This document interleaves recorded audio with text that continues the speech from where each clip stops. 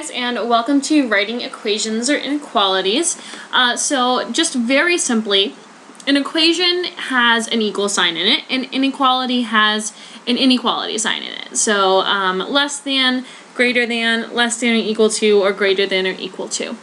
The difference between an equation and inequality and an expression is that an expression won't have one of those in it. It's kind of like the difference between a phrase and a whole sentence in English. When we're talking about just a phrase or just a fragment of a sentence, we're talking about an expression. When we're talking about a whole sentence, we're talking about an equation or an inequality.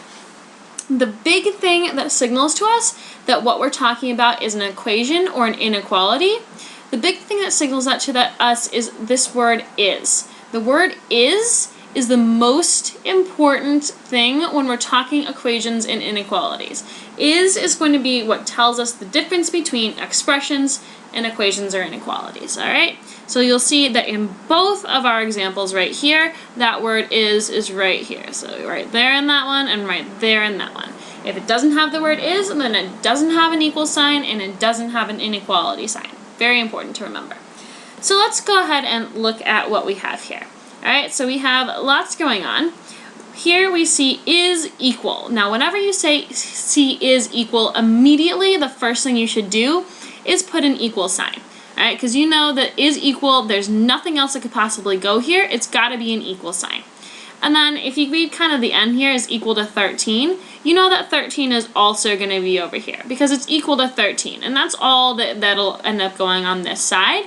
And then you can concentrate more on this part of the expression where it says 6 more than twice a number n.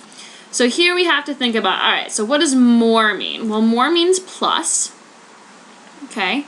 And just like if you remember how with less we had to switch the order of things, when we have more, we should also switch the order of things. So we should really put this 6 second. It doesn't matter as much with more because addition can go either way and you'll get the same answer, but it's a good habit to get into to just help you remember with more and with less that the same thing happens. All right, so we have our plus 6 there, and then we have twice a number n, and so that is just 2n, because twice means 2 times. So our final answer would be 2n plus 6 equals 13. So that's 6 more than twice the number n is equal to 13. All right, so now let's go down here to this next one. So we've got the product of 7 and a number x is at least 25. Now, at least is one of those tricky things because what you want to do as soon as you see that at least is you want to put a less than sign.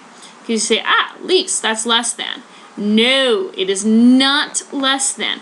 Think about it as, you know, if you have at least $10, then you could have $10 or you could have more than $10, right? If you have at least $10, then you don't have less than $10. You have more than $10. All right, so at least, because you could also have $10, at least is going to be greater than or equal to. So that little line underneath that greater than sign means or equal to.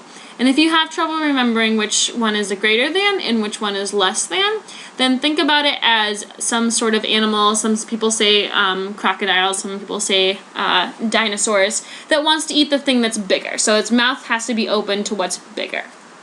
All right, so the bigger part here is the product of 7 and a number x. So product means multiplication. We only have one thing going on this side. So the product of 7 and a number x is just 7x.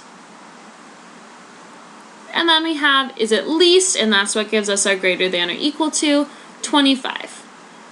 And that's our final answer.